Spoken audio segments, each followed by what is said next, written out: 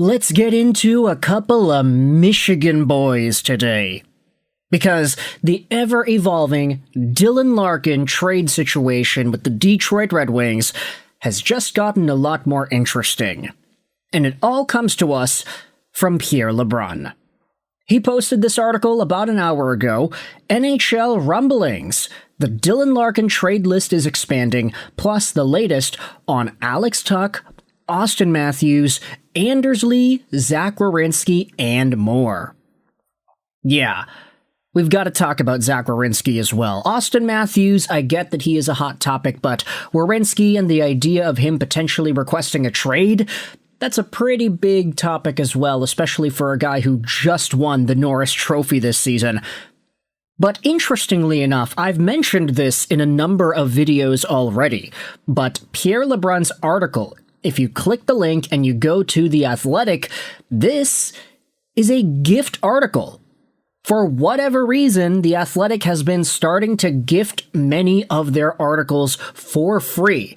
And so because this link is shared to us by an Athletic subscriber, thank you, Pierre LeBrun, I actually feel decently comfortable going out there and reading the notes that LeBrun provides us in regards to Larkin, Werenski, and we're going to take it from there. So this article is going to be linked in the description. Thanks to Pierre LeBrun for going out there and providing it to us for free.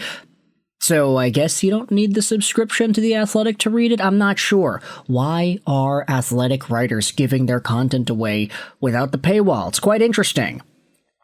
Pierre LeBrun goes out there and introduces the Dylan Larkin situation. As one would expect, it is ever evolving, as the parties try to find a solution that works for everyone. One may think that Red Wings GM Stevie Y is spitting mad that this trade request has come his way. But LeBrun's understanding is that Yzerman has kept an even keel and has kept in constant communication with Larkin's agent, Pat Brisson, and that they are working through this in a respectful manner. The business of the game goes on. Yzerman and Brisson need to work together to get through this. Here are some developments per NHL sources. 1. Yzerman went back to Brisson and asked to expand their original list of 3 teams, and LeBrun's sense is that Brisson was receptive to that to some degree. So I don't think we are just dealing with the Wild, the Golden Knights, and the Florida Panthers anymore. Okay, so that is quite the development, isn't it? Stevie Y calling up the agent saying, hey, what do you expect us to do? You're gonna give us 3 teams to work with here? Our guy has very publicly said now that he wants out, or at least that's what the public has seen. The trade request is now live. It's in the media. And you're telling me I only got 3 teams to work with? Either you open that list up, or we're not trading this guy because his behind is going to be in Detroit till 2030. So if you want to get this guy out of here, open up your list of teams, make it easier for us to actually make a trade worthwhile for us, because otherwise we're just going to keep a disgruntled asset, and nobody wants that. I do feel like that's probably the way that Yzerman thought about this situation. It feels most appropriate, doesn't it?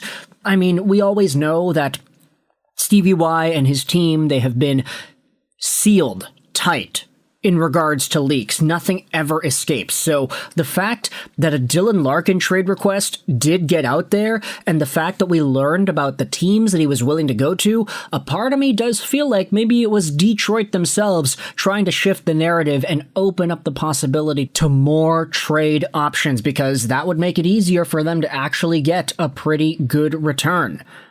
Secondly, LeBrun writes, regardless of what's on the list or not, all kinds of teams have called to see what's what, and many of them are interested in getting involved.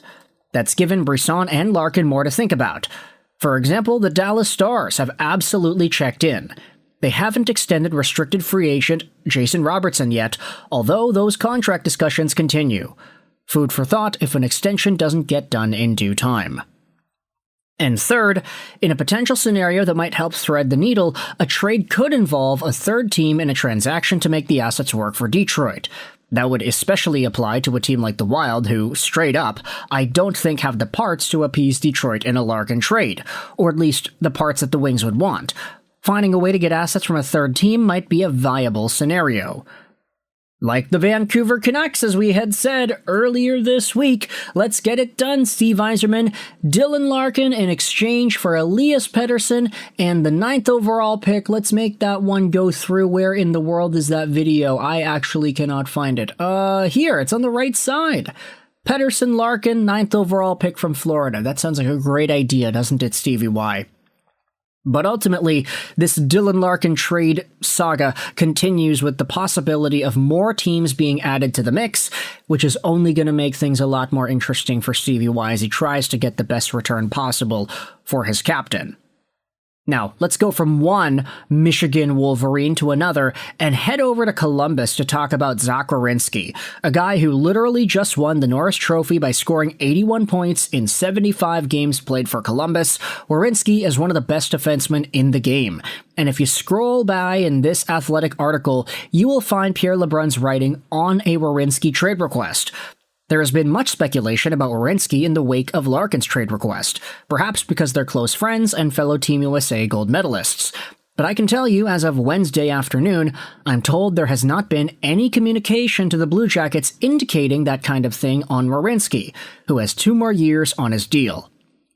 Now, having said that, I'm not ready to say it couldn't happen before the end of the summer either, just based on the fact that at some point the team and player will want to talk about the future and whether or not he sees himself in Columbus long term. And I don't know what the answer to that question would be. So, not necessarily the most optimistic outlook for Zach Werenski and his Columbus Blue Jackets future. The reason this is being discussed at length is because there have been conversations about Werenski possibly wanting out, and the fact that he is in the last 2 years of a contract which sees him making $9.5 million a year. This deal expires at the end of 2028, so he's got 1-2 more seasons left before he becomes a UFA, at which the Columbus Blue Jackets are going to have to make a decision. Either they re-sign him a year from now, or they trade him away because they understand that he's going to yeet away and leave in free agency in the same way that Quinn Hughes did with the Vancouver Canucks, who also happens to be a former Wolverine. What is it with these Wolverine guys always leaving? Kyle Connor is lucky that he decided to stick around, I guess. But Zach Werenski is one of the best defensemen in the NHL, back-to-back years of being over a point per game and being smack dab in that Norris conversation.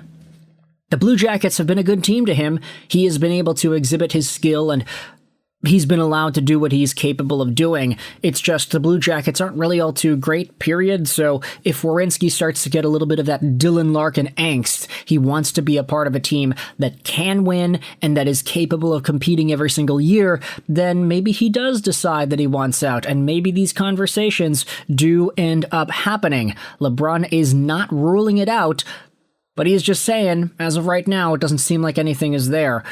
Who knows what the future holds for Werenski in Columbus, though. So again, shout out to the folks on The Athletic for actually giving us some of their articles for free. Let me know your thoughts in the comments. How do you feel about the Dylan Larkin trade list expanding to more teams beyond just the Wild, the Golden Knights, and the Panthers? What are your thoughts on Zach Werenski and the inevitability of him potentially asking out of Columbus anytime soon? I hope you enjoyed this video. And bye.